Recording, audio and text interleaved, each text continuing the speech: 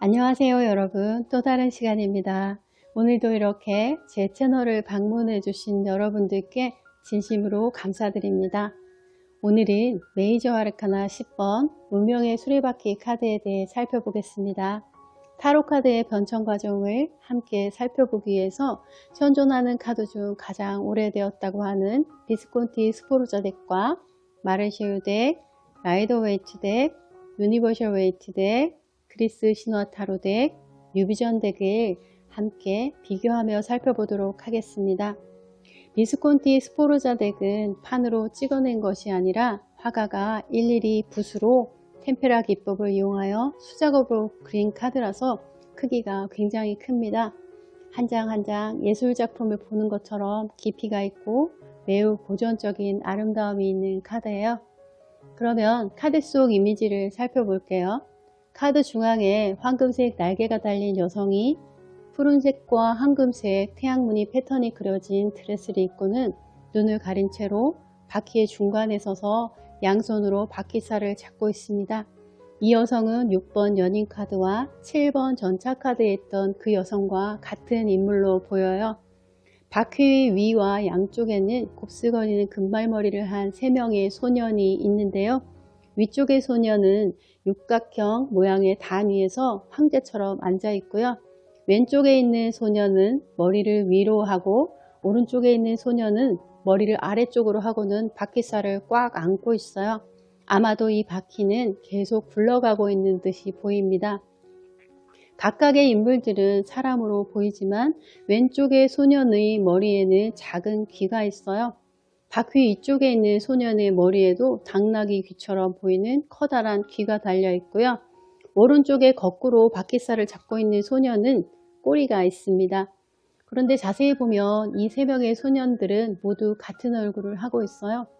쌍둥이거나 같은 사람이 시간의 흐름이나 운명의 주기에 따라 위치가 달라지는 것처럼 느껴지기도 합니다. 카드의 뇌 귀퉁이에는 리본에 글자들이 적혀 있는데요. 바퀴 왼쪽에 녹색 옷을 입고 있는 소년의 입 쪽에 내가 다스릴 것이다 라는 글자가 적혀 있어요. 마치 소년이 내가 다스릴 것이다 라고 말하고 있는 것 같습니다. 바퀴 위에 있는 소년은 태양을 상징하는 황금색 옷을 입고 있는데요. 소년의 왼쪽 편으로 황금 리본에는 내가 통치한다 라는 글자가 적혀 있어요. 바퀴 오른쪽에 있는 소년은 핑크색 옷을 입고요. 내가 다스렸다 라고 말하고 있는 것처럼 글자가 적혀 있어요. 바퀴를 등으로 받치고 있는 사람은 흰색 누더기 옷을 입고 수염이 난 노인인데요. 노인의 스타킹은 무릎과 발 쪽이 닳아서 맨살을 그대로 드러내고 있어요. 이것은 0번 바보 카드와 같은 표현인 것 같습니다. 그는 나는 권력이 없다 라고 말하고 있어요. 이것은 시간이 흘러가면서 삶이 변화하는 것처럼 바퀴가 돌아가면서 운이 돌고 있다는 것을 의미하는 것처럼 느껴집니다. 마르쉐유 덱에 와서는 바퀴는 바닥에 고정되었어요. 제가 가지고 있는 이 마르쉐유 덱은 니콜라 꽁베르의 마르쉐유 덱인데요. 오른쪽에는 위로 머리를 향한 개처럼 보이는 동물이 목에 목도리 같은 것을 두르고 인간의 옷인 스커트를 입고는 바퀴살을 잡고 있어요. 위로 올라가는 것은 물질적이고 본능적인 것을 이성적이고 영적인 신의 의식으로 성장하려고 하는 에너지를 의미한다고 합니다. 목에 들고 있는 머플러 같이 보이는 것은 개의 목줄을 채워 길들이는 것처럼 동물적인 것을 제어하고 있다는 것을 의미한다고 합니다. 바퀴 위의 단에는 날개 달린 스핑크스처럼 보이는 동물이 왼손에 비스듬히 칼을 들고 있어요. 머리에는 왕관을 쓰고 있고요. 이 생명체는 인간의 얼굴을 하고 있는데요. 이것은 동물성을 이성으로 이미 길들였다는 것을 상징한다고 합니다.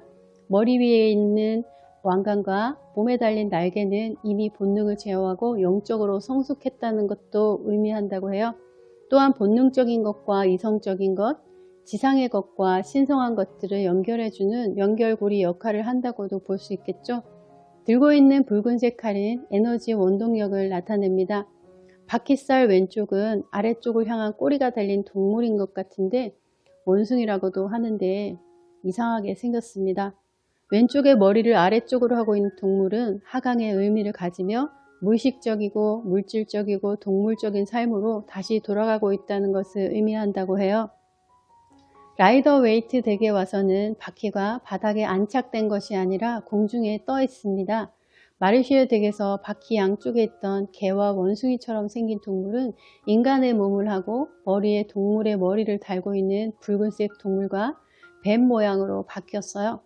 바퀴 위에 있는 것은 여전히 칼을 비스듬히 잡고 있는 스핑크스 모양입니다. 스핑크스는 이집트의 피라미드 앞에 있는 것처럼 신전의 수호자로 사원소를 관장하는 신이라고 합니다. 이 신은 바퀴 위에서 균형을 잡고 있는 것 같아요.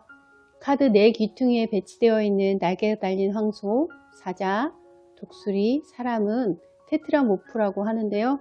구약성서에 나오는 하늘을 떠받치고 있는 천사들을 말한다고 합니다. 황소는 흙 원소를 나타내며 봄을 상징하고요. 사자는 불 원소를 나타내고 여름을 상징합니다. 독수리는 물 원소로 나타내며 가을을 상징하고요.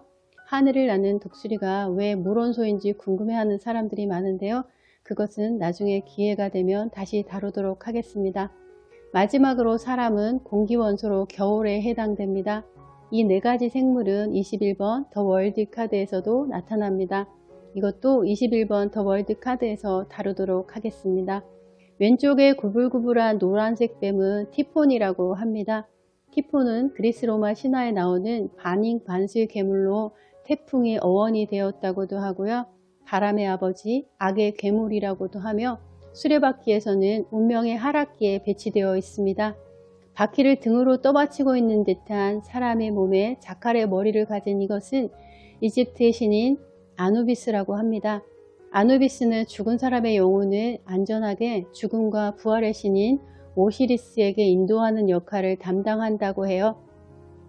수레바퀴는 8개의 바퀴살로 이루어져 있고 바퀴에는 문자가 적혀 있는데 시계 방향으로 읽으면 타로라는 의미가 되고 반시계 방향으로 읽으면 토라라는 신의 말씀인 토라 경전이 되고 알파벳 문자 사이에 있는 이 4개의 문자는 요드, 헤이, 바우, 헤이라는 히브리 문자로 유대인들은 이 문자를 연속해서 발음하는 것을 금기할 정도로 아주 신성한 문자라고 합니다.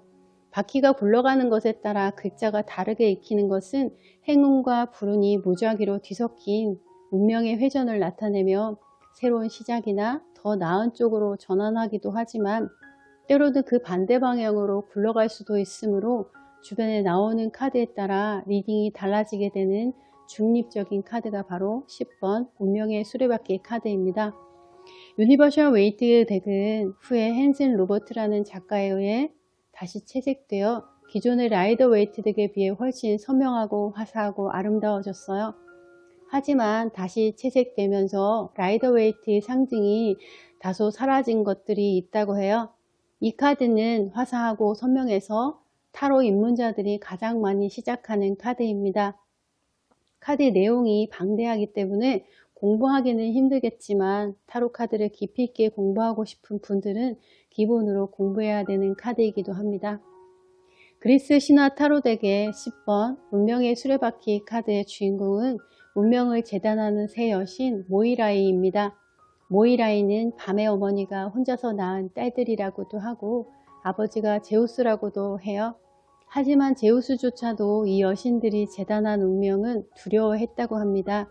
이 카드가 나오면 갑작스러운 운명의 변화를 암시하기도 하기 때문이에요. 그것은 좋은 것일 수도 있지만 나쁜 것일 수도 있겠죠. 그래서 어떤 방향으로 향할지는 단언하기가 힘듭니다. 하지만 그것은 성장과 인생에 있어서 새로운 국면을 가져오게 되는 것은 분명합니다. 뉴비전 덱의 라이더 웨이트 덱의 10번 운명의 수레바퀴에서 특별히 달라진 것은 없고요. 단지 라이더 웨이트 덱의 180도 반대 방향을 보여주고 있습니다. 운명의 수레바퀴는 숫자 10번에 배정되며 숫자 10은 완성의 의미를 갖고 있는 것과 동시에 1 더하기 0으로 한 사이클이 끝나고 다시 시작하는 수라고 하기 때문에 또 다른 시작이라는 의미를 가지고 있다고 합니다. 0부터 9까지의 여정을 끝마치고 다시 1로 돌아와 새롭게 시작하는 반복과 윤회의 의미를 가지고 있어요. 10번 운명의 수레바퀴의 카드는 목성에 해당되고 목성은 행운과 확장, 진보를 가져오는 매우 기이한 행성입니다. 그래서 10번 카드를 성격 카드로 가진 사람들은 월드스타나 외국과 관련된 직업을 가졌거나 외국 여행을 좋아하는 사람들이 많아요. 10번 카드를 성격 카드로 가진 사람들은 카드 속에서처럼 여러 분야에서 에너지를 사용할 수 있고요. 어떤 상황에서도 적응력이 빠르다고 해요. 사람들과 쉽게 친해지므로 어떤 모임에서든 분위기 메이커 역할을 담당하며 사교적이고 매력이 많아서 인기가 많습니다. 자기를 구속하려는 사람보다는 에너지를 발산할 수 있도록 지지해주고 재미없는 말에도 리액션을 많이 해주는 사람과 궁합이 맞아요. 2번 고위여사제 카드를 성격 카드로 가진 사람과는 잘 어울리지 못하겠죠. 하지만 너무 이것저것 다양하게 하고 싶기 때문에 이 카드를 성격 카드로 가진 사람은 무슨 일을 시작했다면 그것을 진득하게 해야 성취할 수 있습니다. 1만 시간의 법칙이 가장 필요로 하는 사람이라고 볼 수 있어요. 왜냐하면 이 카드는 시작은 잘 하지만 포기도 매우 빠르기 때문에 끝마무리가 약해요. 무슨 일을 하든 끈기 있게 완성하려고 노력하고 추진해야겠습니다. 자꾸만 일을 버리기보다는 하나를 완성한 후에 다른 것을 시작하는 것이 좋아요. 운명의 수레바퀴가 성격 카드인 사람은 또한 외국과 인연이 많아서 외국 파견 근무나 유학, 그렇지 않다면 해외여행을 자주 하는 사람들이 많습니다. 직업 적성으로는 여행 관련업, 여행작가 또는 바퀴가 굴러가는 것처럼 계속 이어져 오는 가업을 잇는 일, 생물학자, 유전공학자, 무역이나 이동 관련 운수업, 유통업, 사진이나 영상 관련, 더러 카지노 관련 일을 하기도 합니다. 10번 카드를 성격 카드로 가진 대표적인 인물로는요. 박지성, 이대호, 스칼렛 요한슨, 해리 왕자, 타이거 우즈, 베컴, 월트 디즈니, 한국에서 열심히 활동하고 있는 미국인 타일러 등이 여기에 속해요.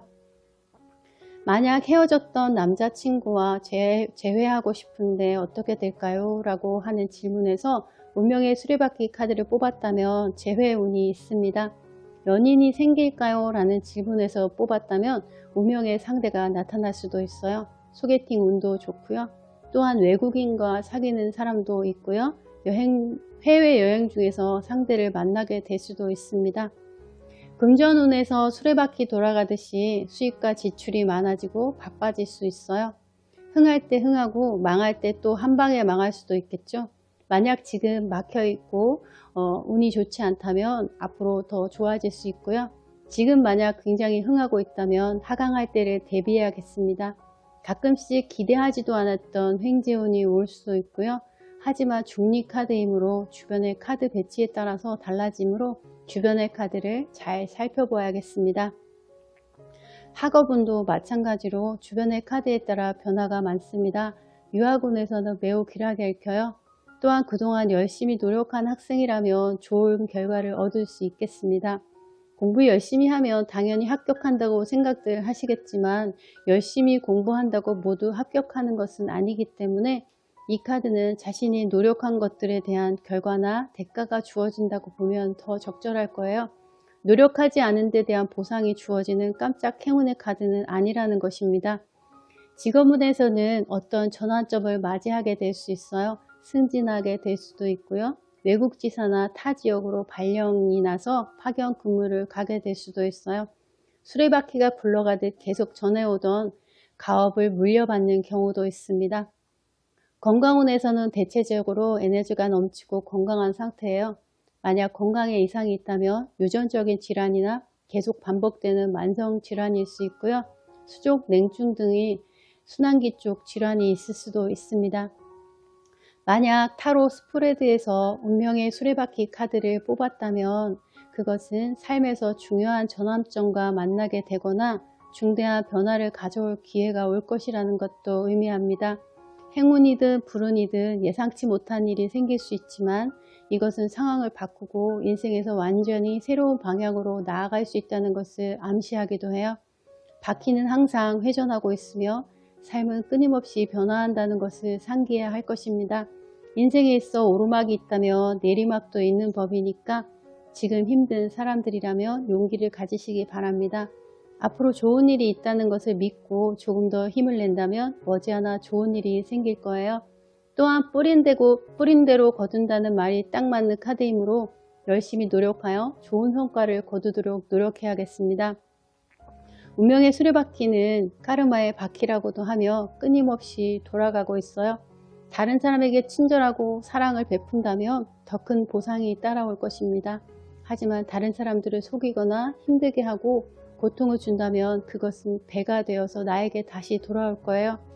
하지만 이 모든 해석은 저의 주관적인 생각이며 카드 한 장만 놓고 보았을 때를 말하는 것이므로 타로 스프레드에서 다른 카드와의 조화를 잘 보고 리딩해야 합니다. 저희 해석은 그냥 참고로만 해주시기 부탁드려요. 유니버셜 웨이트 덱으로 리딩하게 되더라도 이처럼 비스콘티 타로 덱이나 마르쉐우 덱, 그리스 신화 덱 또는 뉴비전 덱을 잘 알고 있다면 리딩에 훨씬 더 깊이를 줄 것이라고 생각해요. 오늘은 10번 운명의 수레바퀴 카드를 살펴보았는데요. 다음 시간에는 11번 정의 카드에 대해 살펴보겠습니다.